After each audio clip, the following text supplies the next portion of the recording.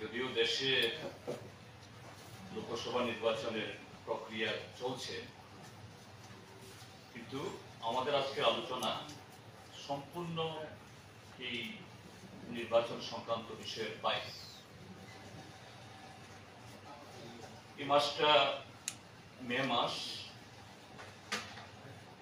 April May আমাদের এই অঞ্চলে অতীতেও এখানকার যে জলবায়ু, কখনো খরা হয়, কখনো অতিবৃষ্টি হয়, সাথে কিছু ঝড় তুফান ইত্যাদি থাকে। তো এটা হঠাৎ করে কোনো একটা বছরের আকস্মিক ঘটনা নয়, এটা সবসময় হয়ে থাকে। এই জন্য রাজ্য সরকারের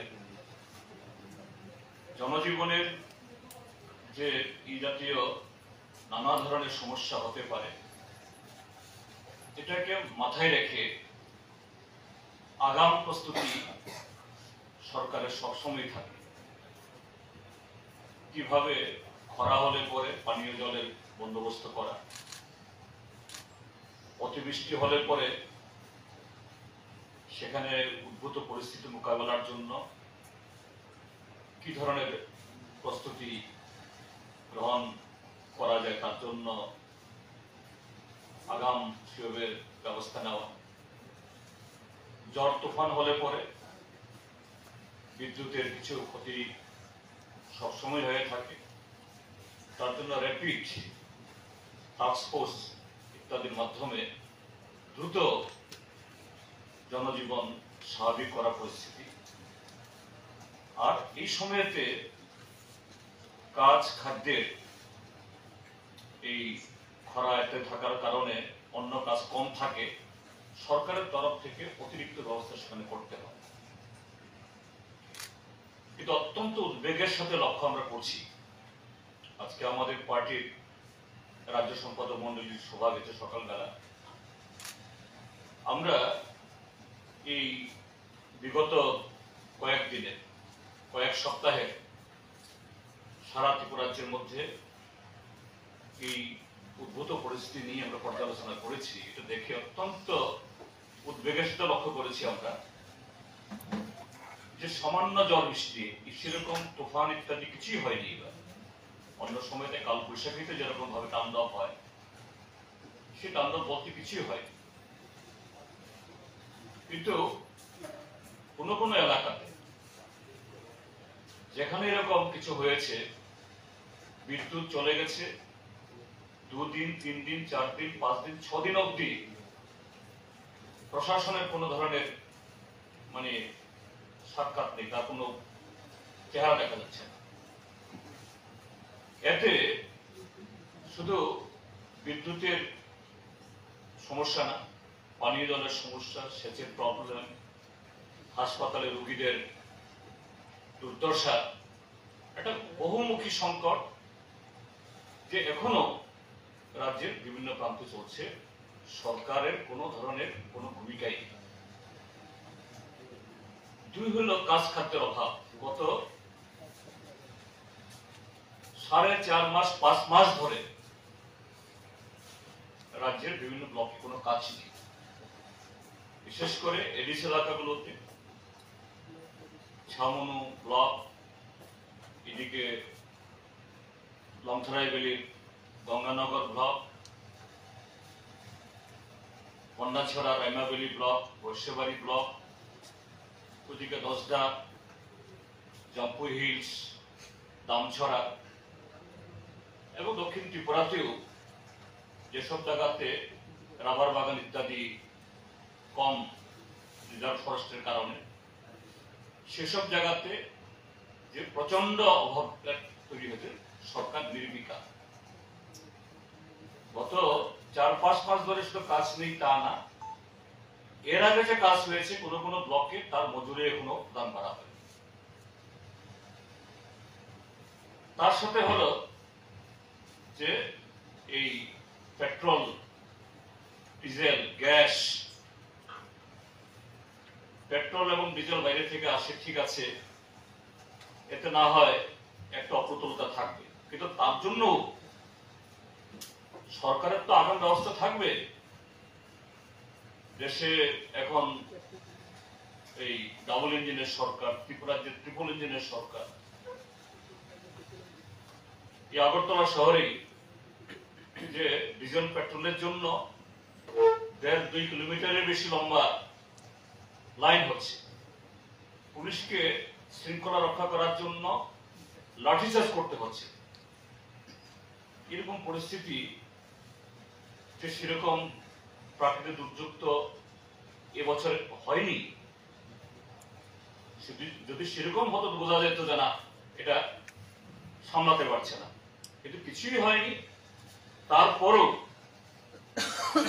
যে সরকারের কোন ধরনের যে এই নজর নেই, নির্লিপ্ত, সবাই ব্যস্ত নির্বাচনী প্রচার। হ্যাঁ, ঠিক আছে, এটা আমাদের দেশের সর্বোচ্চ গণতান্ত্রিক একটা লড়াই। মন্ত্রীরা কেউ কেউ বাইরে যাবেন, মুখ্যমন্ত্রী বাইরে যাবেন, কিন্তু রাজ্যের এই অচল অবস্থা দেখার জন্য তো কেউ থাকবেন। এখানকার প্রশাসনকে সেরকম নির্দেশিকা থাকবে কোথায়? এই যে মোদী সরকার বলছে গত 10 বছরে উত্তর পূর্বাঞ্চলের নাকি পরিকাঠামোর প্রভূত উন্নতি হয়েছে,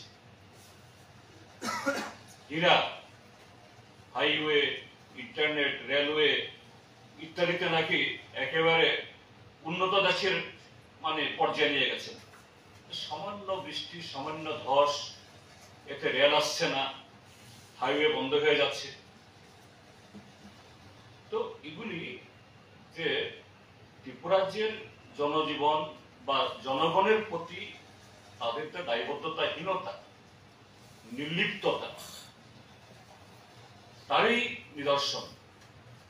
তার এর প্রতিবাদে আমাদের পার্টি আমরা ঠিক করেছি আগামী 13 তারিখ অর্থাৎ সোমবার থেকে 18 তারিখ শনিবার 1 সপ্তাহ ব্যাপী আমরা ত্রিপুরার যে সমস্ত মহকুমাতে গণতান্ত্রিকভাবে, শান্তিপূর্ণভাবে সরকারের এই উদাসীনতার বিরুদ্ধে এবং দ্রুত যাতে জনজীবনের এই যে বিপর্যয়কে সুরাহার জন্য প্রশাসনের সমস্ত অঙ্গকে তারা এই সজীব করে, সতেজ করে, সক্রিয় করে, তার জন্য আমরা ডেপুটেশন দেব, কোথাও বিক্ষোভ আমরা করব এবং আগরতলা শহরে 14 তারিখে আমরা আগরতলা শহরে প্রেরণ করব।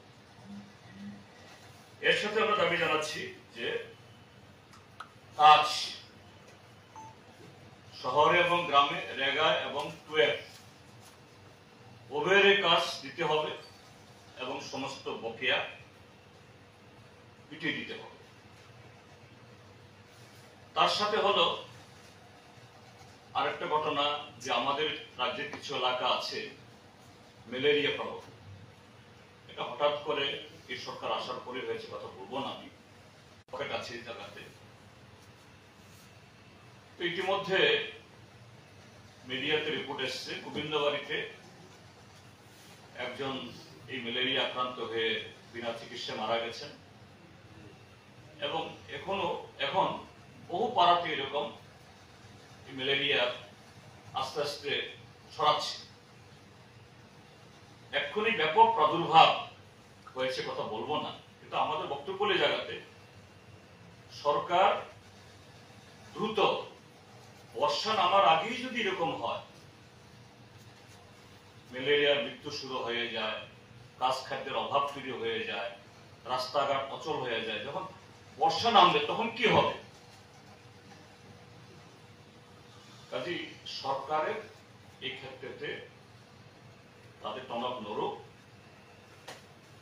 প্রশাসন এসব জায়গাতে যাক এবং কিভাবে এই জনজীবনকে সচল করা যায়, মানুষের যে নিত্য প্রয়োজনীয় এই চাহিদা এগুলো মেটানোর জন্য ব্যবস্থা গ্রহণ করতে তাদের। এই হলো মোটামুটি আমি উল্লেখ করলাম।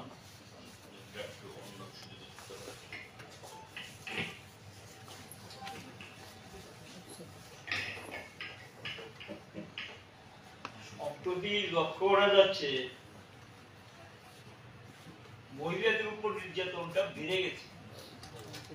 থানায় গেলেও সেখানে অভিযোগ দিতে চাইছেন না। এগুলি পত্র পত্রিকায় সংবাদ মাধ্যমে আমরা দেখতে পাচ্ছি। এটা বন্ধ করার জন্য যতটুকু সক্রিয় হওয়া উচিত আরক্ষা প্রশাসনের সেই সক্রিয়তা নেই। রিসেন্টলি আরেকটা বিষয় লক্ষ্য করলাম আমরা, এই যে ভারতরত্ন ক্লাবের এখানে একটা হত্যাকাণ্ড সংঘটিত হয়েছে। ক্লাবের এখানে ক্লাবের সম্পাদক, অন্যত্র তাকে সেখানে এই হত্যার পর পত্র পত্রিকা সংবাদ মাধ্যমে যেভাবে বিষয়গুলি আসছে, তার স্ত্রী সেখানে স্থানীয় থানার উপর অনাস্থা প্রকাশ করেছেন, তদন্ত কার্য সম্পর্কেও কিছু বক্তব্য রেখেছেন। আমরা চাইব যারা প্রকৃত দোষী তাদেরকে ধরা হোক, এবং পেছন থেকেও যদি এগুলি কলকাঠি কেউ নেড়ে থাকেন সেখানেও যদি আইনের আওতায় তাকে নিয়ে আসা, এবং যদি সেখানে কোনো কেউ অপরাধ করে থাকে, অপরাধের সঙ্গে যুক্ত থেকে থাকে পরোক্ষ বা প্রত্যক্ষভাবে, সেখানে ব্যবস্থা নেওয়ার জন্য সরকারের কাছে আমরা দাবি জানাবো। পার্টির সেক্রেটারি বলেছেন পেট্রোল ডিজেলের বিষয়ে, আমি শুধু যুক্ত করতে চাই যেটা এমনিতে একটা গভর্নমেন্টের নিয়ম আছে 15 দিনে একটা বাফার স্টক থাকতে হবে। আমরা ধর্মনগরে টিপু করার আগে রাজ্যে বামফ্রন্ট সরকারের সময় ডিসিশন হয়েছিল এই আইপিএফটি মথার জন্যই আমরা তখন করতে পারিনি। সেটা ডুবুদারবাড়ির কাছে জায়গাটা ঠিকঠাক হয়েছিল, কিন্তু বাধা দিয়েছে, এখানে করা যাবে। পরে শেখের কোর্টে গিয়ে একটা জায়গা চূড়ান্ত হয়েছে, এফসিআই আইওসি দুটো টিপু করে উঠবে। একটা হলো গিয়ে খাদ্য গুদাম হবে অনেকগুলো, আর হলো গিয়ে তেলের স্টক তৈরি করার জন্য সমস্ত পয়েন্ট ট্যাঙ্কারগুলি এখানে আসবে রেলে। আজকে 6 বছর হয়ে গেছে, সিদ্ধান্ত কিন্তু 2016 এফসিআই এবং আইওসি প্রেজেন্সি সিদ্ধান্ত হয়েছে। আমি যদি 16 থেকে ধরি, তাদের পিরিয়ড 6 বছর, আগে তো ধরো 8 বছর। আইওসি এবং তারা বলেছে যা অর্থ লাগে সেটা দেবে, কিন্তু এই শেখের কোর্টে এই নির্মাণ কাজটা এখনো শুরু হয়নি। যদি শুরু হতো, যদি জায়গা অধিগ্রহণ করে এটা করা হতো, তাহলে এই যে অবস্থাটা, এই অবস্থা রাজ্যবাসী এই দুর্ভোগের হাত থেকে তারা দেয়বে। তো করছে কি গভর্নমেন্টটা? বলেছে তো ডাউন ইঞ্জিন গভর্নমেন্ট, সাংঘাতিক নাকি গতি বাড়বে। কিসের গতি? গত 6 বছরে আধা কিলোমিটার রেল, আধা কিলোমিটার তো দূরে কোথাও 200 মিটার রেল স্যাংশন আনতে পেরেছেন না। যেগুলো ছিল সেগুলো তো করতে পারেনি গত 6 বছরের মধ্যে। এবং এই কারণে আমরা এটাও তখন কিন্তু একটা সিদ্ধান্ত ছিল, আপনারা জানেন কিনা, এই যে সাবরুমে যেটা আমাদের হয়ে গেল ব্রিজ, এটা নিয়ে এখন তো কোনো সমস্যা থাকার কথা না। এখানে চিটাগাং পোর্ট ব্যবহার করার জন্য এগ্রিমেন্ট হয়েছে। চিটাগাং পোর্ট থেকে পাইপলাইনে নিয়ে এসে এখানে নর্থ ইস্টের অধিকাংশ স্টেটে এখান থেকে ফুয়েলটা নিয়ে যাওয়া হবে পাইপলাইন। এই কাজটার জন্য টেন্ডার প্রসেস শুরু হয়েছিল, আজও সেটা কোথায় আছে, কি অবস্থা, কবে শুরু হবে, কি ব্যাপার বুঝতে পারছেন। যদি এই পোর্টটা ব্যবহার করার জন্য, যেহেতু এখানে সড়ক পথ আছে, সাবরুমে দিয়ে অলরেডি কানেক্টিং হয়েছে শর্ট রোড, এটাও যদি চালু থাকতো তাহলে তো এই দুরবস্থার সম্মুখীন রাজ্যবাসী হতে হতো। এই বিষয়গুলি কিন্তু